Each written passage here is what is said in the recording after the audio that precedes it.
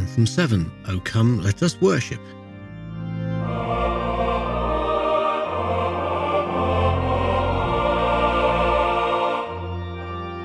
Welcome to Anthem 7 in my attempt to create a new choir anthem every week for a year. I'm Kevin Mulrine, and I hope you will enjoy listening to my progress throughout 2024. Please do visit the website anthem52.com, follow along on X, that's at realanthem52, or Instagram at realanthem52, and send me a message to show@anthem52.com. If you're listening to this episode as soon as it's released in February 2024, I'm in Devon with part of my family. I did manage to complete Anthem 7 before I went, though, as you'll hear.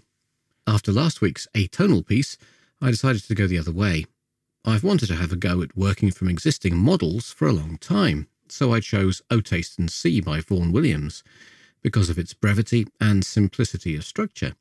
I thought it would be interesting to see if I could come up with my own version of organ introduction, simple but beautiful treble solo, and canon-type chorus parts.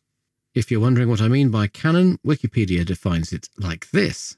A canon is a piece made up of voices or instrumental parts that sing or play the same music starting at different times.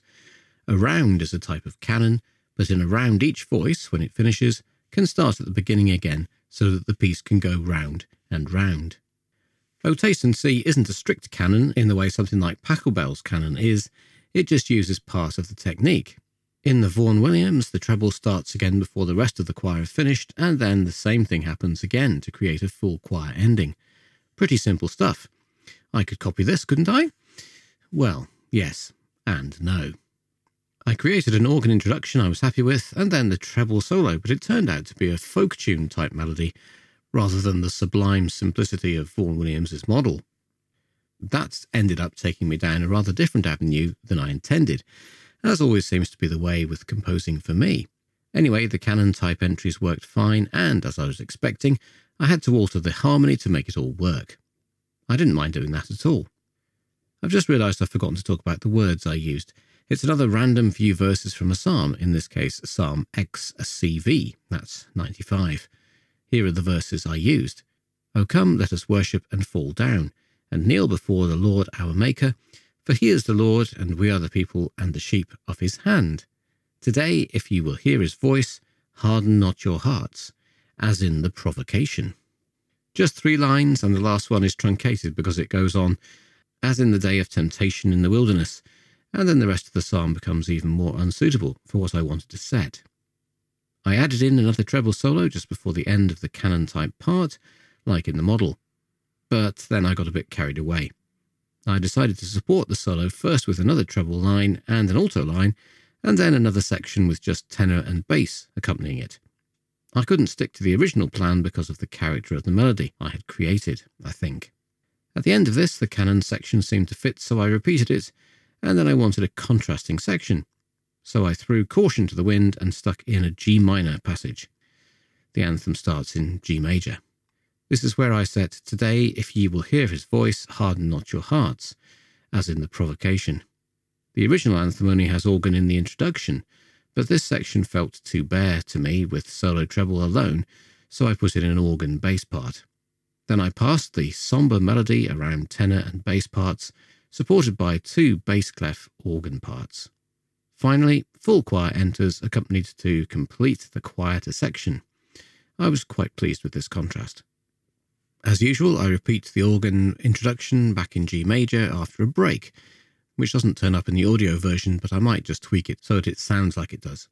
The final choir part repeats the canon section and features a treble solo over the top of 4-part harmony, with no organ part. This is my first experience of both writing a counter melody and part of a piece in full 5-part harmony. I think it works well. I also had some fun working out a good ending. The solo reappears with growing organ accompaniment and ends with a silly chord.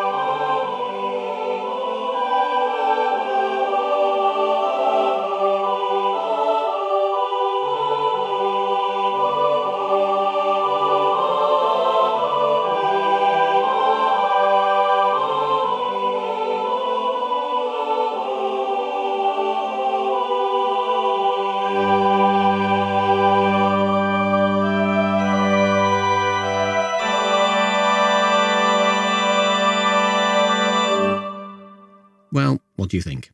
Let me know on x.com @realanthem52, Instagram @realanthem52, as a comment in the show notes for this week at anthem52.com, or via email show@anthem52.com. I hope you'll join me next week when I'm back from holiday for a new episode and a new anthem. Only 46 to go. But until then, the question remains, will I make it to Anthem 52?